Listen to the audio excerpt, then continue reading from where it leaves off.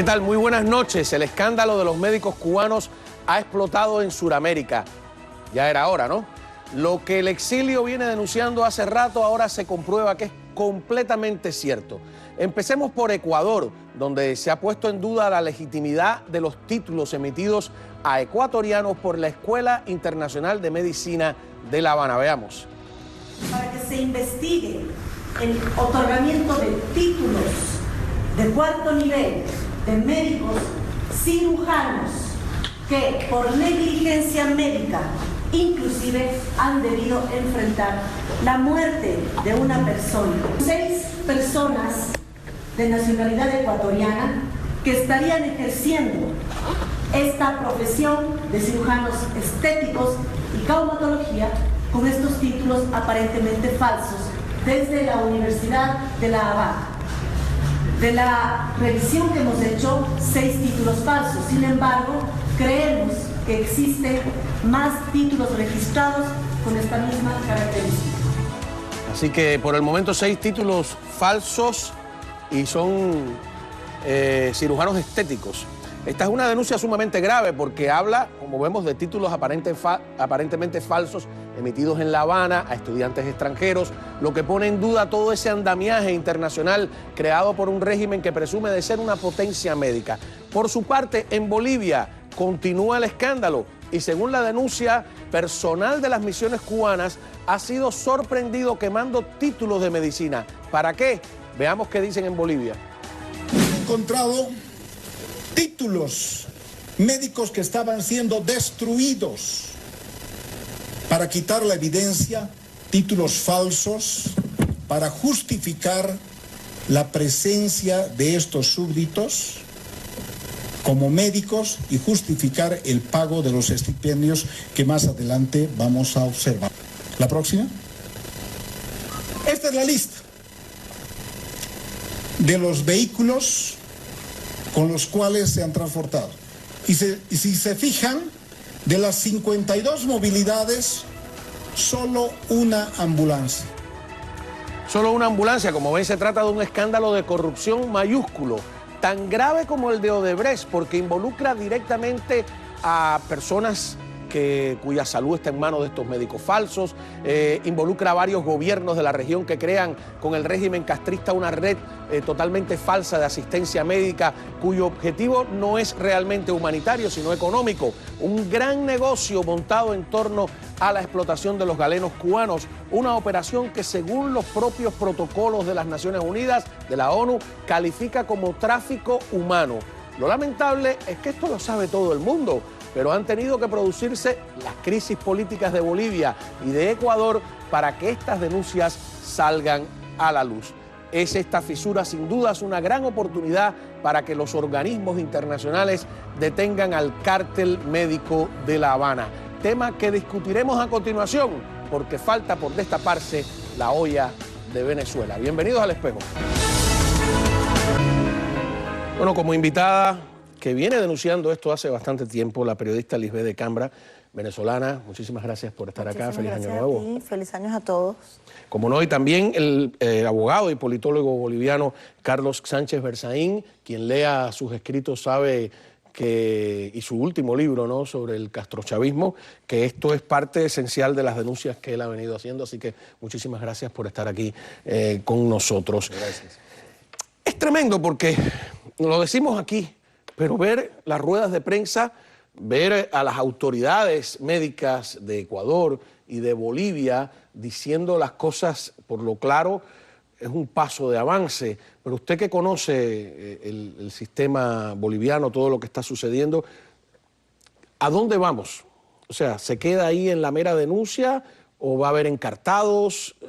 ¿Va a avanzar esta denuncia a algo concreto? ¿Cómo lo ve usted? Primero, ¿por qué se puede destapar esto? Porque han caído 2 dictaduras.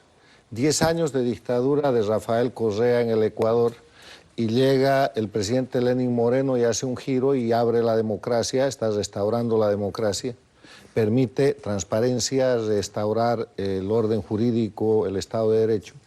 El 10 de noviembre pasado cae Evo Morales en Bolivia, se establece un gobierno interino y aunque la dictadura todavía mantiene gran parte del sistema, se está avanzando en el retiro de la dictadura, entonces empiezan a salir las cosas que todo el mundo conocía. Que el plan este famoso de los internacionalistas, de los médicos con los que Cuba asiste, entre comillas, a los países donde está, empezando por Venezuela, Nicaragua, Ecuador, todos los países del castrochavismo, que abarcaban en el momento de Lula y de Rousseff a Brasil con el plan Mais Médicos y que abarcaban a todos los países de América Latina, es un sistema simplemente de esclavitud y de trata de personas en el siglo XXI que viola el protocolo segundo de la Convención de Palermo del año 2000, que prohíbe la trata de personas. Ahora, ¿qué está pasando en Bolivia específicamente? Está pasando que se sabe la verdad, que están mostrando que estos eran agentes castristas para el control político del gobierno de Evo Morales, para establecer y para sostener la dictadura, que además recibían ingentes cantidades de dinero que eran trasladadas directamente al régimen cubano para sostenerlo y que realizaban actividades de falsificación, de espionaje, falso ejercicio de la profesión en el que han matado a mucha gente. Y ya hay gente detenida, porque habían coordinadores locales del partido criminoso de Evo Morales que están entrando presos. Habían autoridades médicas de Bolivia que eran cómplices que están procesadas. Rápidamente Cuba ha sacado a sus médicos, ha sacado 750 médicos en 3 o 4 días, diciendo que daba por rota la relación, y ha perdido ese dinero porque los que se quedaban tendrían que haber ido presos también. Pero ahí había una cosa: los hacían figurar como diplomáticos. Entonces es el crimen perfecto que demuestra lo que yo vengo sosteniendo y acreditando en mis escritos y en el libro El castrochavismo. El castrochavismo no es política, es una organización de crimen organizado transnacional que, liderada por Cuba, controla a los países de Venezuela, Nicaragua, controlaba Bolivia, controlaba el Ecuador, y que tiene que ser tratado como un régimen criminal y no político. Bueno, y lo de Venezuela, el día que se destape, es todo esto llevado a la máxima expresión. Claro, porque debemos recordar que lo primero que hubo en Venezuela fue a principios, diría yo que a partir del año 2004, los médicos cubanos empiezan a ir a lo que ellos llamaban CDI, los Centros de Atención Inmediata. Y tú veías perfectamente que no eran médicos, porque llegaban y te mandaban una pastilla azul para todo. O sea, tú tenías fiebre y toma esta pastilla. Pero es la misma pastilla si te dolió una pierna, pero es la misma pastilla si tenías un dolor de mano, es la misma pastilla si veías mal. O sea, no tenían una política en realidad de buena medicina. Lo que pasa es que ganaron territorio en el caso de Venezuela porque estaba abierto ese centro para que atendieran a la gente cuando llegaba con sus enfermos. Pero desmantelaron totalmente la red hospitalaria de Venezuela, que era extraordinariamente buena. El hospital JM de Los Ríos, el hospital de Katia, o sea, todos los hospitales, incluso el único que se salva es el hospital militar y está en crisis, porque metieron a sus médicos cubanos y obviamente no eran muchos de ellos médicos. Pero peor aún, hubo una política en Venezuela con la Universidad Bolivariana de Venezuela, la UBB, en donde médicos cubanos vinieron teóricamente a enseñarle medicina a estudiantes que entraron a estudiar medicina en la UBB y se graduaron en 2 años y medio. En Venezuela la carrera de medicina dura 7 años y luego tienen que ir 5 años de un internado para hacer una especialización. Como duraba antes, y ¿no? estos 2 años y medio se graduaban de médicos y salían con un título que viene en un papelito normalito, así chiquito, y estaban teóricamente acreditados para ser médicos. Eso también lo hicieron con los periodistas, pero peor aún es con los médicos. O sea, lo hicieron con los médicos. Y entonces empezaron a votar médicos, traumatólogos especializados en la Universidad Central con posgrado en Estados Unidos para contratar a estas personas. Y rompieron, como te digo, la red hospitalaria, total y absolutamente. Esto es parte, si me permiten agregar, del sistema transnacional de delincuencia organizada. Esto ha pasado en Venezuela, pasa en Nicaragua, ha pasado en Ecuador con Correa, ha pasado en Bolivia y en países como el Brasil ha pasado con la complicidad de la Organización Panamericana de la Salud, la OPS, que ha hecho de intermediaria para traficar, para legitimar la Por operación. eso hoy en Estados Unidos hay una demanda federal hecha por los médicos de verdad, pocos o muchos, que han regresado del Brasil y que han demandado a la Organización Panamericana de la Salud por ser el instrumento de intermediación criminal. Y eso es un escándalo que también quedan con viene. los salarios, ¿no? Ahora, en Bolivia han denunciado este aspecto que usted habla de la corrupción. O sea, esto es una gran trama de corrupción, veamos. Pago de un estipendio por médico, por cada profesional, de 7.096,44 bolivianos, equivalente a $1.032. Cabe aclarar que estos dineros no eran pagados a cada súbdito, eran depositados en una cuenta bancaria del Banco Unión a nombre de una persona o súbdita cubana.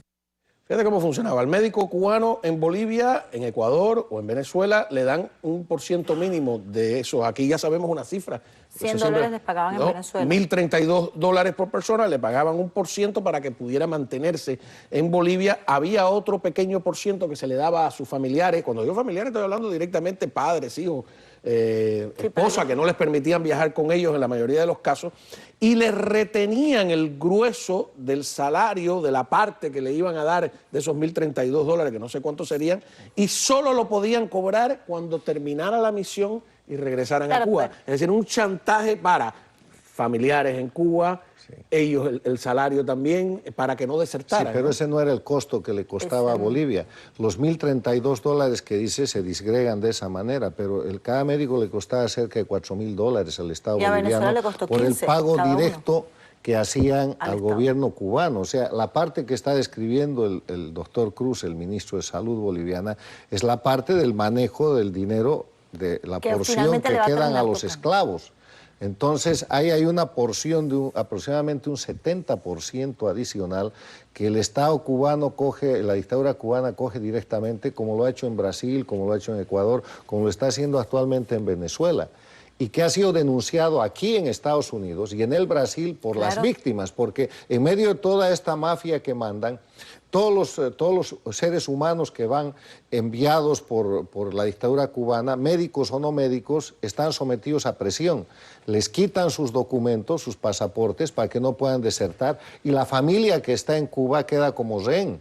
Y si ellos desertan, no hay manera de que regresen a Cuba por 10 años. O sea, es una tortura, extorsión y secuestro de los familiares, independientemente que sean buenos o malos médicos o no sean médicos, porque está demostrado que más del 80% no eran médicos. O sea, estamos hablando de una cadena de actos criminales, de trata de personas, más grave que la esclavitud en pleno siglo XXI. ¿Hecho por quién? Por el castrochavismo liderado por Castro. Y no es una especulación suya. Fíjese que nosotros, que veníamos siguiendo el caso de Cuba durante tanto tiempo, nos sorprendemos con que la exportación de médicos, para llamarla, o la explotación, se convierte en el primer rublo de entradas al país, $9.000 millones anuales, más que el turismo incluso. Ya se una cayó, cosa ya asombrosa. no es. Ya no es Entre así. lo de Brasil, Ecuador, Bolivia y las denuncias que se han producido con otros países, se estima que Cuba por este ítem ha perdido cerca del 25% de su Producto Interno Bruto. Venezuela ya no le está y pagando. por eso es que está en un periodo especial más grave que el de la década del 90, aunque el régimen se empeña en decir que no es tal cosa. ¿Cómo no? Vamos a una pausa. Cuando regresemos, arrestaron a Carlos Romero, exfuncionario de confianza de Evo Morales. ¿Y qué pasa con Podemos y Evo Morales en España?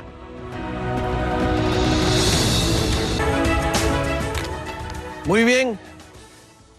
Exministro de Gobierno que no se presentó a declarar en una investigación por desvío de dinero en el programa de lucha contra el narcotráfico, hombre de confianza de Evo Morales, arrestado. Carlos Romero. ¿Quién es Carlos Romero?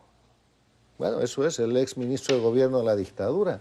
Un hombre que permaneció en Bolivia al principio oculto, después con una serie de contradicciones apareció, mereció una declaración del actual ministro de Gobierno en el sentido de que no había contra él mandamiento de apremio, pero parece que el mandamiento apareció y ya está preso. Aquí se trata de lo siguiente en Bolivia. El 10 de noviembre pasado ha caído un régimen de delincuencia organizada, una dictadura que cometía a diario todos los crímenes. Ha caído por hacer falsedad material, ideológica y por hacer fraude electoral.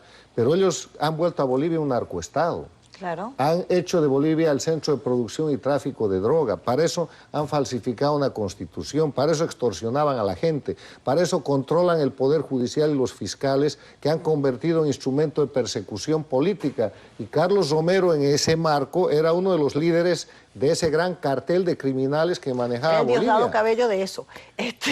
No, y dice Evo Morales ahora que en el caso del escándalo del financiamiento de Podemos, que, bueno, si hubo dineros emitidos, él no lo sabía.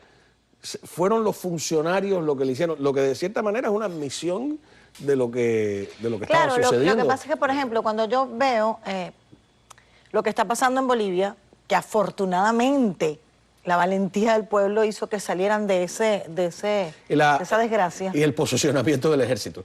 Por ejemplo, y la posición del ejército. Olvídate. Fíjate, Venezuela está exactamente igual. O sea, tú los ves y es como una franquicia. Yo diría que es una franquicia del mal, ¿no? Es exactamente igual. Y lo peor es que pero yo sí tengo es el años... mismo sistema. Eso Exacto, es lo que es una inventan franquicia. Castro y Chávez para oprimir a los pueblos. Primero, la careta de democracia cuando en verdad hacen dictaduras. Segundo, un sistema de delincuencia organizada para oprimir a los pueblos diciendo que son un sistema político. Y tercero, narcoestados. Claro, Venezuela es un narcoestado, Bolivia es un narcoestado. Sus actividades principales son el narcotráfico, el terrorismo y la corrupción. Donde iba, toda la vida he dicho que Venezuela es un lugar, y en esto puedo sumar perfectamente a Bolivia y perfectamente al Ecuador de Correa. Y a Nicaragua, por supuesto. Que son estados en guerra, pero están en aparente paz. Porque ellos siempre van a negar todo. Y la otra es que la novedad de estos con respecto a Cuba es que son narcoestados, lo hemos discutido muchísimo.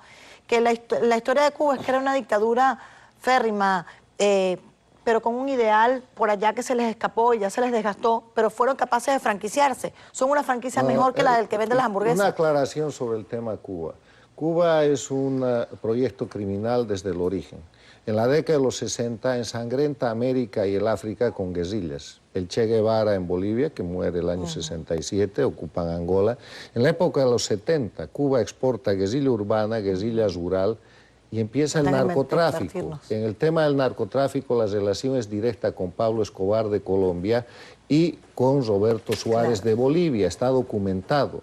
En la década de los 80 tienen que fusilar y llevar adelante el caso Ochoa, porque se ve el tema del narcotráfico. Sostienen las FARC, convierten a las FARC en productores de cocaína. Y cuando se cae el muro de Berlín y se quedan sin financiamiento, empiezan de nuevo con ese proceso. Ha sido siempre un régimen criminal. Pero ella puede que tenga razón en que saben montar un mundo hay un teatro, hay un escenario, hay una mística que les justifica todo eso. Y no solo el régimen, a ti como periodista valiente, hay testimonio de ella en internet, en YouTube, de cómo te enfrentas a los militares que quieren decirte, obligarte a mentir, y tú dices, te niegas a mentir, en Venezuela los militares llegó un momento que te decían que ellos te podían llevar a que los cubanos te enseñaran a tocar cuatro. El cuatro es el instrumento nacional. ¿Cómo me va a enseñar un militar cubano a tocar cuatro? Te quería preguntar, porque hay unos presentadores de la televisión iraní que renunciaron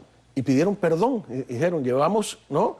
Hay una presentadora y también hay un presentador que, pero bueno, tenemos aquí la imagen de la presentadora, que ella dice, estuvimos 13 años mintiéndole, diciéndole mentiras, ¿no? Y esto se une a una deportista iraní, ¿no? Que se llama Kimia Alizadeh, única medallista olímpica de Irán, bronce, en Taekwondo, en Río 16, que aseguró en un mensaje de Instagram que ha huido de su país porque está harta de la opresión, de la injusticia y de la corrupción, y solo desea el apoyo de sus seguidores y llevar una vida segura, feliz y saludable sin tenerle que seguir mintiendo al pueblo. Mira, yo digo, ¿cuándo nuestros periodistas, esos que están en La Habana y que vienen aquí de vacaciones, van a pedir perdón por los años que llevan diciendo mentiras? Pero en Venezuela nosotros tuvimos un fenómeno a partir del año 2014 en donde nuestros periodistas de Globovisión empezaron a renunciar al aire. Sasha Ackerman, por ejemplo, uno de los chicos que ahorita está en CNN,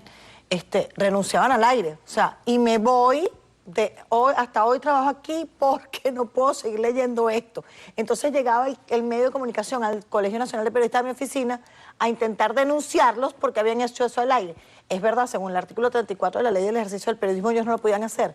Pero ¿cómo le puedo decir a alguien que le presentan un libreto donde dice cosas que no son, que las siga diciendo, si en el mismo artículo número 3 los obligo a decir lo que tienen que decir? En Cuba hay muy pocos que han dicho... No, en Venezuela... Discúlpenme, les he estado mintiendo, yo creo que ¿no? hay que hacer una diferencia. Primero, indiscutiblemente, Cuba, Venezuela de Chávez, Maduro, Cabello, Nicaragua de Ortega, el Ecuador de Correa y la Bolivia de Evo Morales son dictaduras, fueron dictaduras. Exacto. Y ahí no hay periodismo libre. Ahí lo que hay es gente que, como la oposición, se vuelve funcional al régimen. Entonces, por muy buenas razones, tienen que sobrevivir, tienen que seguir... No sé si es tan buena. Bueno, No, es una ironía no. lo de muy buenas razones, ¿no? Entonces, parte del éxito de Bolivia de haber podido sacar al dictador es porque el movimiento cívico se pasa por encima de la dirigencia política. No permite que los dirigentes políticos, los 8 candidatos que habían estado en la elección, supuestamente con Evo Morales y que eran funcionales, se metan a intermediar, los separan. No permiten diálogo con el gobierno, con Evo Morales. Evo Morales empieza proponiendo diálogo con la OEA. Claro, pero en Venezuela lo han ensayado todo. Bueno, Claro. pero precisamente en base a la experiencia de Venezuela, en Nicaragua y los fracasos de la propia Bolivia, es que el movimiento cívico evita la intermediación de los partidos y los líderes políticos, todos fuera.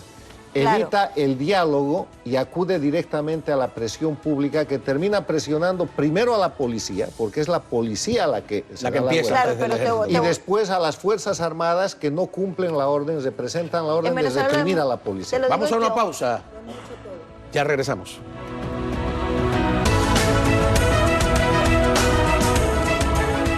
Tremendo, ¿no? Porque tenemos el caso de un país que ha logrado, Bolivia, Que sacudirse está en el camino, esto es duro. todavía, ¿no? Ha caído el y dictador, Venezuela, pero no la que lo ha hecho dictadura. todo. Y nosotros que estamos en nada, en Sí cero. está. Este es el año de Cuba. Fíjate tú, Clandestinos, el manual de clandestinos lo voy a tener que analizar mañana.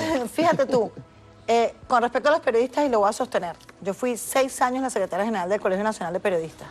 Y en Venezuela los periodistas son los profesionales más valientes que están en la calle. Porque todos los días salen sabiendo que tienen una mira, una pistola dirigida a su frente. Y salen a decir lo que tienen que decir. Hay medios de comunicación como Globovisión y los canales del Estado, que es casi lo mismo, que no informan. Pero está Caraota Digital, No, pero La yo estoy de Patilla y acuerdo contigo, así es. El periodismo independiente ha sobrevivido, pero las grandes cadenas o se Sí, las lo ha tienen comprado maniatado. el régimen o las controlan. Muchísimas gracias. El tema sigue sobre la mesa.